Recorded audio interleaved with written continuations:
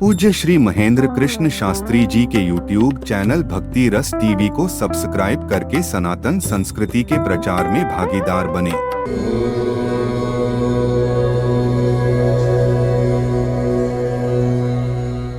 उनसे युद्ध करने के लिए जा रहा है।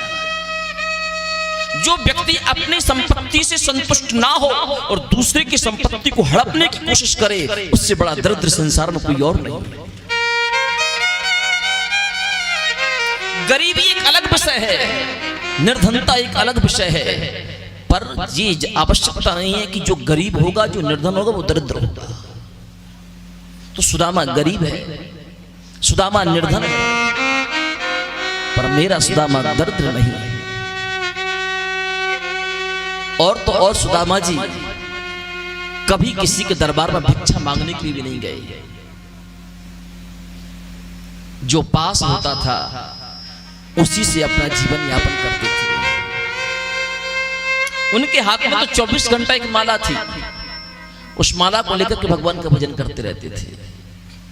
बैसाख के महीने में जब किसान अपना संपूर्ण अनाज खेत में से घर में उठा करके लेकर के आ जाता था, उस खेत में अनाज के दाने बिखर जाते थे। सुदामा जी एक ही दाने कर वो अनाज के दाने उठाते थे और एक वर्ष भर के भोजन की व्यवस्था तैयार करते थे। लेकिन किसी के मांगने नहीं जाते थे। एक दिन भगवान की कृपा से सुदामा खेत में ना पहुंच सके, किसान अपना अनाज घर में लेकर के आ गए। इंद्र महाराज ने जल की वृष्टि कर दी। जल की वृष्टि के माध्यम से सारे के सारे अन्न के दाने मिट्टी में मिल गए। अब सुदामा जी क्या करें? जो हरी इच्छा अपने कुटिया में बैठकर भगवान का भजन करने लगे। पिछले वर्ष का जो अनाज रखा था 1 महीने 2 महीने तक और चला। एक दिन सुदामा के घर में खाने के लिए अन्न का दाना भी नहीं बचा। सुबह सुबह चारों बच्चों की आंख खुली, मां के पास आए। मां, बहुत जोर से भूख लगी है, कुछ खाने के लिए हो तो दे दो ना। सुशीला रसोई कक्ष में गई। रसोई कक्ष में जाकर के देखा कि एक भी अन्न का दाना नहीं है। सुशीला ने सोचा कि मैं अपने चारों बच्चों से कैसे कह दूं कि घर में कुछ खाने को नहीं है। सुशीला ने आकर के चारों बच्चों से कह दिया, बेटा आज एकादशी है और वैष्णवों का परम कर्तव्य है कि हम आप सब एकादशी का व्रत करें। छोटे छोटे चारों बच्चे भूखे प्यासे मां की बात सुन करके एकादशी व्रत रह गए। जीवन में पहली बार व्रत रहे थे। सुबह से शाम हो गई। बोले, मां दिन भर पूरा हो गया, बहुत जोर से भूख लगी है, अब भूख सहन नहीं होती, जल्दी करना, भोजन दे दे जल्दी। सुशीला ने कहा, नहीं बेटा, एकादशी एक टाइम की नहीं होती, आपको भोजन कल मिलेगा। आज पूरा दिन पूरी रात्रि बिना भोजन के ही निकालेगा। चारों बच्चे भूखे प्यासे रात्रि भर इधर से करवट उधर, उधर से करवट इधर लेते रहे। भूख के कारण किसी को नींद थोड़ी आती। चारों बच्चों को भी नींद नहीं आई, सोए नहीं रात भर। सुबह आए, बोले, मां तू जल्दी जागना, पूरा दिन हो गया, पूरी रात हो गई, बहुत जोर से भूख लगी है, कुछ खाने को देना। सुशीला बच्चों से कैसे कह दे कुछ खाने को नहीं है। सुशीला फिर झूठ बोल गई, बेटा तुमने हमको थोड़ी देरी से जगाया है, प्रदोष लग चुका है, थोड़ी देर हो गई, उसके पहले हमको जगा देते तो आपका व्रत पूरा हो जाता। और यदि मैं अब आपको भोजन दे दूंगी तो एकादशी का पुण्य नहीं मिलेगा, इसलिए अब प्रदोष का व्रत और करो। छोटे छोटे चारों बच्चे प्रदोष का व्रत भी करने लगे। सुबह से सांझ हो गई, सांझ से रात हो गई, रात से फिर सुबह हो गई। चारों बच्चे दौड़े दौड़े बोले, मां एकादशी हो गई, द्वादशी हो गई, त्रयोदशी हो गई, अरे अब तो चतुर्दशी आ गई, अब तो तू हमको भोजन दे। माँ सौगंध खा के कहते हैं प्राण कंठ में रहने वाले नहीं है, बहुत जोर से भूख लग रही। कैसी एकादशी है? 4 दिन की एकादशी हमने कभी नहीं देखी। माँ जल्दी भोजन ला करके दे हम। सुशीला दौड़ी दौड़ी सुदामा जी के पास पहुंची। स्वामी, आप हाथ में माला लेकर के भगवान का भजन करने के लिए बैठे हो। केवल माला करना ही एक धर्म नहीं। आपके पास घर में 4-4 बच्चे हैं, घर में बच्चे भूखे बैठे, आप माला फेरो, ये कौन सा भजन है, कौन सा धर्म है? बच्चों का भरण पोषण करना ही गृहस्थ जीवन का धर्म है। और चारों बच्चे भूख प्यास के कारण बिलख रहे हैं, तड़प रहे हैं। सुदामा ने कहा, सुशीला,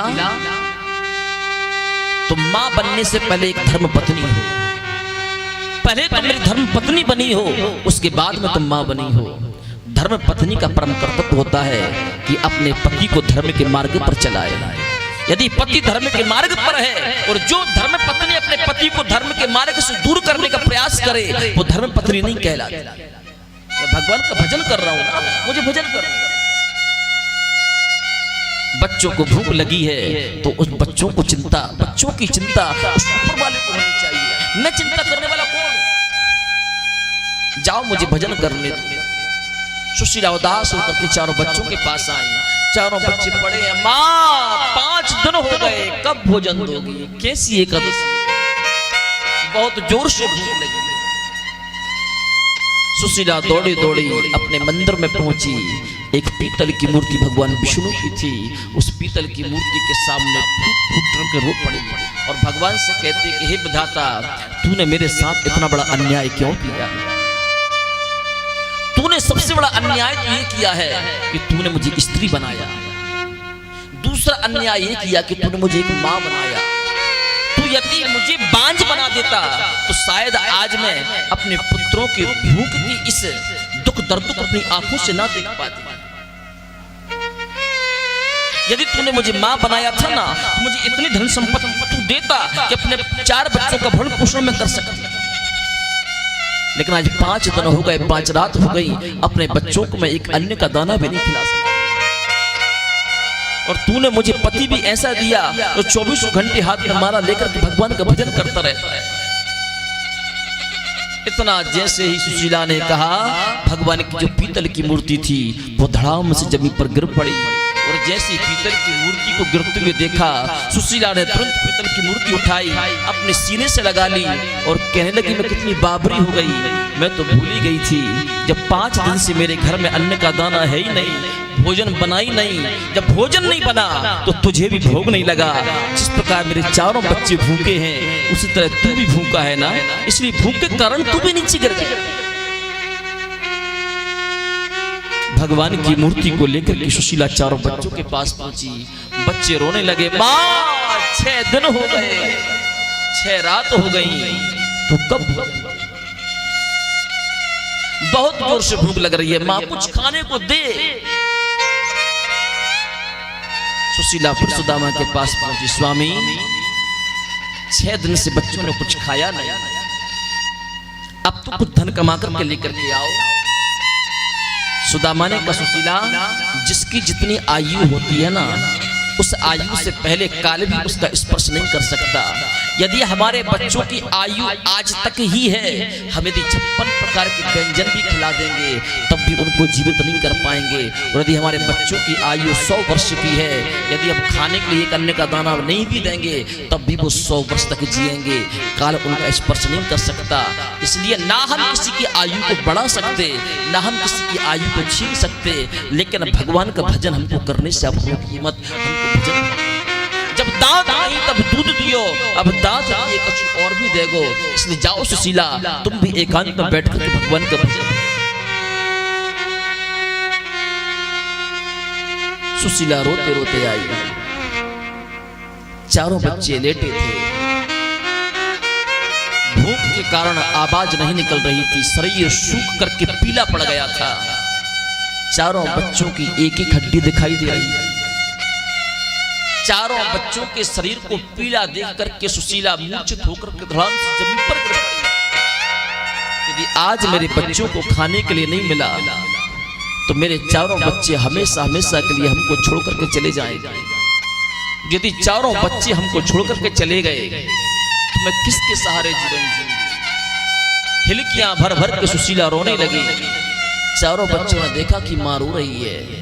चारों बच्चे उठ करके खड़े हुए। चलने की क्षमता नहीं थी, लेकिन एक दूसरे के कंधे पर स्पर्श करके हाथ रख करके चारों बच्चे आए, मां से लिपट करके रोने लगे। मां, तू इसलिए रो रही है ना कि हमको भूख लगी है। यदि हमारी भूख लगने से हमारे आंख में आंसू आने के कारण यदि मां तू रो रही है, हम सौगंध खा के कहते हैं कि तेरे सामने कभी नहीं रोएंगे, तेरे सामने कभी भोजन नहीं मांगेंगे मां, पर तू हमारे सामने रो मत। सुशीला कहती है, विधाता तूने बच्चे भी हमको ऐसे दिए कि जो मैं जी भर के उनके सामने रो नहीं सकता। आज का बेटा तो पल पल माँ बाप को रुलाता है, लेकिन सुशीला के चारों बच्चे अपनी माँ की आंखों में आंसू देखना चाहते हैं। चारों बच्चों के माँ, हम सौगंध खा के कहते हैं आज के बाद कभी भी नहीं रोएंगे, पर तू सिर्फ एक बार मुस्कुरा जा। माँ, तू रोती हुई अच्छी नहीं लगती, तू सिर्फ मुस्कुराती हुई अच्छी लगती है। जब तू मुस्कुराती है ना तो हमारी नजरों के सामने ब्रह्मा विष्णु महेश ऐसा लगता है तीनों मुस्कुरा रहे हैं, पर जब तू रोती है ना ऐसा लगता है संसार में सब कुछ सूना है, संसार में कुछ बचा है। माँ, तू रो मत, तू एक बार मुस्कुरा जा। इतना कहकर के चारों बच्चे जमीन पर गिर पड़े। सुशीला दौड़े दौड़े अपनी सहेली के पास गई। बहन, तेरे सामने हाथ जोड़ करके प्रार्थना करती हूँ, एक वक्त की भोजन की सामग्री दे। जिस दिन मेरे पति कमा करके लेकर के आएंगे मैं आपको वापस कर दूंगी। सहेली ने सुशीला को देख करके उसको धक्का दिया। सुशीला बाहर गिर पड़ी। अंदर से दरवाजा बंद कर दिया। खिड़की खोल करके कहने लगी, सुन, भगवान ने तुझे हाथ दिए, भगवान ने तुझे पैर दिए, भगवान ने तुझे आंख दी है, भगवान ने तुझे बुद्धि दी है। जा मेहनत कर, कमा, इधर भिक्षा मांगने से थोड़ी तुझे कुछ मिलेगा। जिसकी जेब में लाख रुपए होते हैं ना, उसको करोड़ रुपए उधार देने वाले बहुत मिल जाते हैं। और जिसकी जेब में फूटी कौड़ी नहीं होती, लोग उसके लिए अपना दरवाजा भी हमेशा हमेशा के लिए बंद कर लेते हैं। सगे भाई के लिए भी, यदि सगा भाई गरीब है और एक भाई करोड़पति है, तो करोड़पति भाई भी अपने उस गरीब भाई को इनकार कर देता कि मेरा भाई नहीं। और यदि सौतेला भाई भी यदि करोड़पति है तो हम दूर से नहीं, तो हमारा सगा है। आज के संबंध में जितने भी संबंध हैं, ये सब धन के संबंध हैं, पैसे के संबंध हैं, आत्मीय संबंध एक भी नहीं बचे। जिनके पास पैसे होंगे, रुपए होंगे, वो सब हमारे होंगे। जिनके पास पैसे रुपए नहीं होंगे, वो हमारे नहीं, पराए हैं। सुशीला और आगे बढ़ी। एक सेठ के पैर पकड़ करके रोने लगी, बाबा 8 दिन से मेरे बच्चों ने कुछ खाया नहीं, एक वक्त की भोजन की सामग्री दे दो ताकि मैं अपने बच्चों के प्राण बचा सकूं। लेकिन उस सेठ ने भी सुशीला का हाथ पकड़ करके घर से बाहर कर दिया, अंदर से दरवाजे बंद कर लिए। सुशीला वहां से लौट करके आई। चारों बच्चे आपस में चर्चा कर रहे थे, भैया आज 11 दिन हो गए, 11 रात हो गई। माँ के सामने हम रो भी नहीं सकते, माँ के सामने तो हम कुछ कह भी नहीं सकते। जब हमको भूख लगी है तो हमारी माँ को भी भूख लगी होगी ना, हमारे पिताजी को भूख लगी होगी ना, होंगे। शायद हमें ये लग रहा है घर में कुछ खाने को है नहीं। भैया, माता पिता को रुलाने से अच्छा ये है एक बार हमारे प्राण निकल जाएं, ताकि माता पिता जीवन भर के लिए सुखी हो जाएं।